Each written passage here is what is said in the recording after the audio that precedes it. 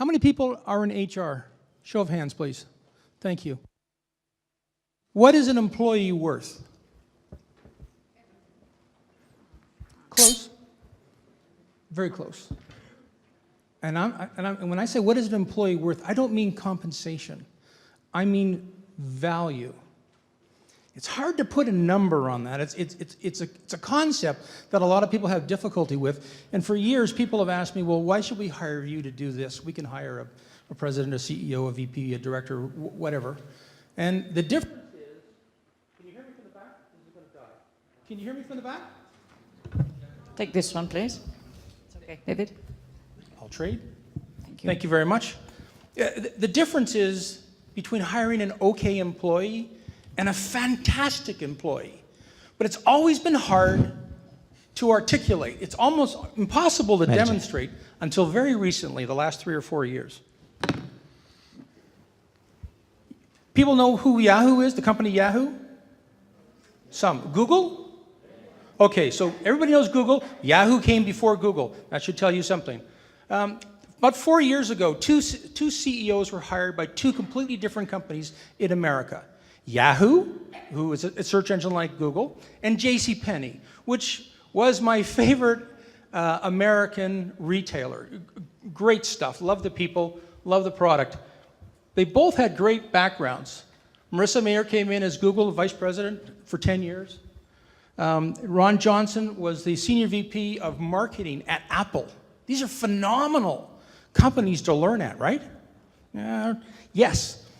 But we're here today to talk about people and fit and engagement and all the soft stuff that makes us uncomfortable. And I'm going to make you really uncomfortable shortly, so I apologize in advance.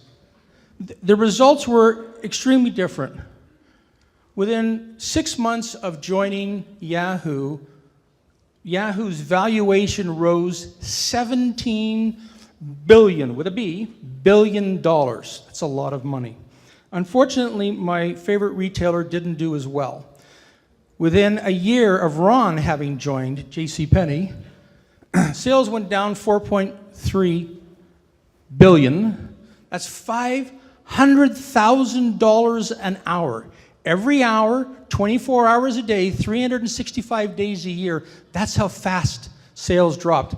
Marissa, on the other hand, value went up $3.8 million an hour. Pretty interesting. So the difference between hiring a great CEO or a great employee with the right fit and the CEO with the wrong fit, because they were both very talented and they both did extremely well before they joined the other companies, the value and the difference was $21.3 billion. So that's the difference between hiring great people and hiring okay people. Well, there's another thing that happens. Not only, HR is the toughest business.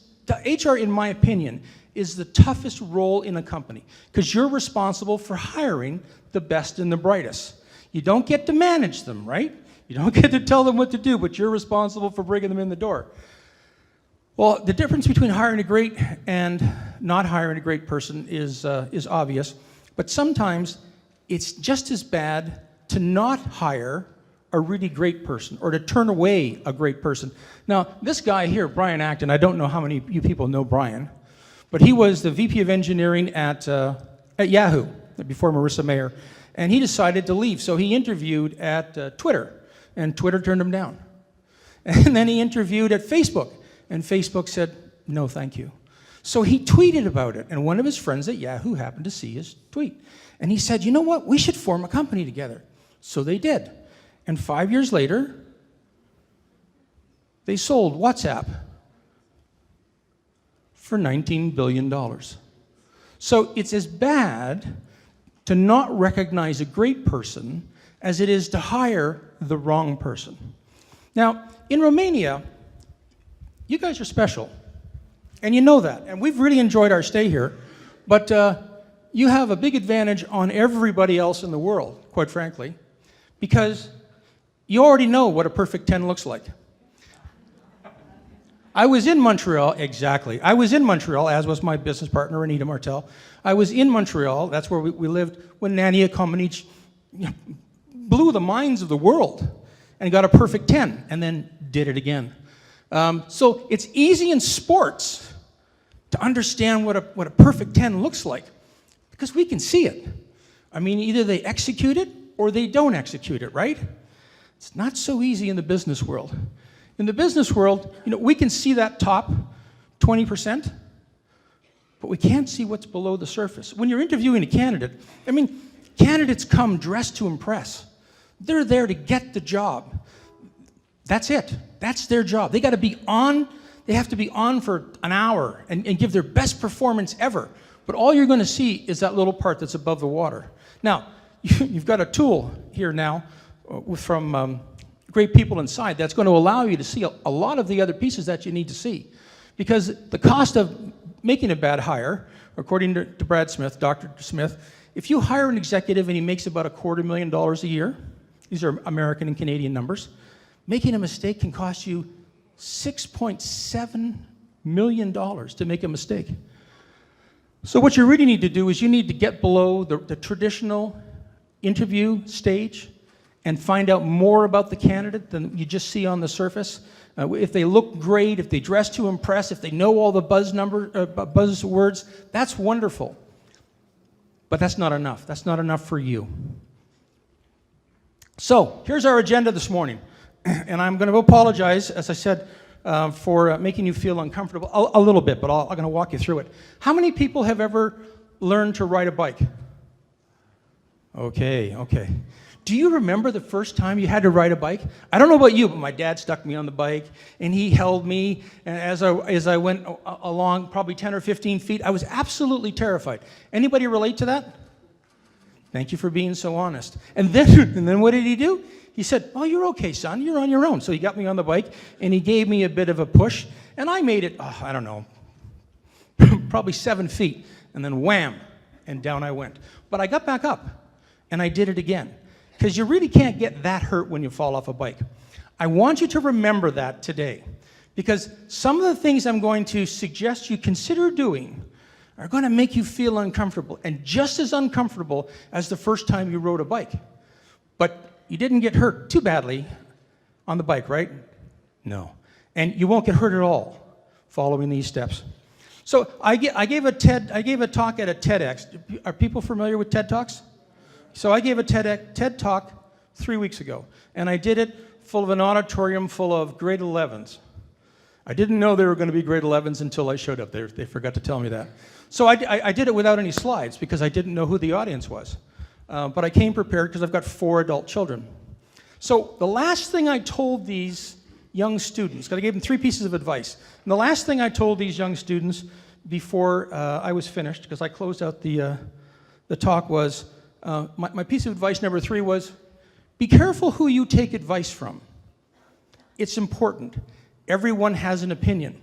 So I need to grab your attention for the next 38 minutes, and I threw this up on the slide as a vain attempt to try to convince you to give me those 38 minutes of your time, because I know time is precious and you've all got things to do. So there are 5 reasons you should listen to me. The only one that counts is the 5th one. I personally have done 1,089 searches, and I've been wrong 5 times. I can now count it on one hand, 5 times. That is a phenomenal, so I'm told, record. But the reason is not that I'm lucky, it's that I have a 1-year warranty. So how many people have used recruiters in the past? Do you use recruiters in Romania? What's the normal warranty period? In Canada and America, it's 30, maybe 60 days. And if they do it wrong, they're going to do it again, right? Well, since we opened in 1988, our warranty's been a year. And everybody told me back then I was insane. What I had to figure out how to do was do it well enough so that I would never have to do it again. So what I'm going to show you today works at all levels, because I've worked with project managers. Actually, I've hired cashiers for retail stores. I'm that old and I go that far back. The last 10 years has just been executives all over the world. But the point is, all the stuff I'm going to show you today works at every single level.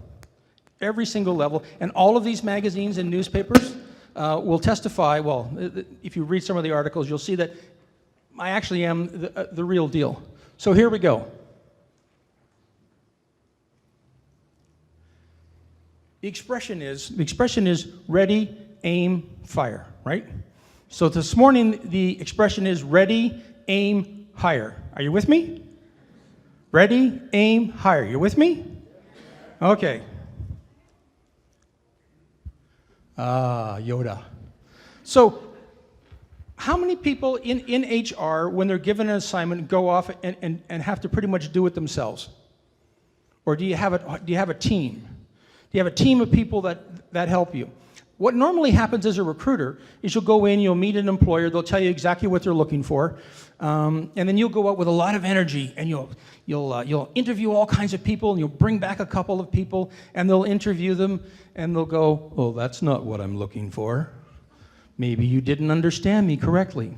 So the first thing I did about 20 years ago is I started to ask the employers, I need somebody from your team.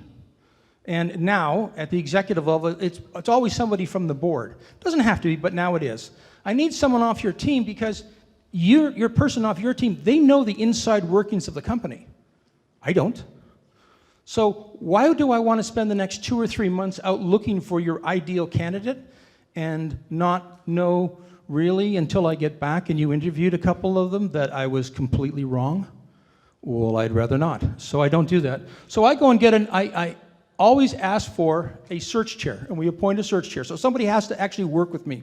And typically when you want to get a search chair, you want to go get somebody off the board who's invested in making the search successful. And why I emphasize successful is because not everybody on a board necessarily wants the same thing. I don't know if you've ever had conflicting agendas when you've gone out recruiting, but it happens all the time at the executive level. So you need someone who is going to take all the arrows, for lack of a better term, so that you can actually do your job. You need someone who, when push comes to shove, can say, no, this is why we did this. Here's the rationale. And it's not you selling to the hiring manager, it's someone on their boards that they trust going, no, here's the rationale, and this is why we have to do this. So never go out, never leave home without it. Never leave home without a chair.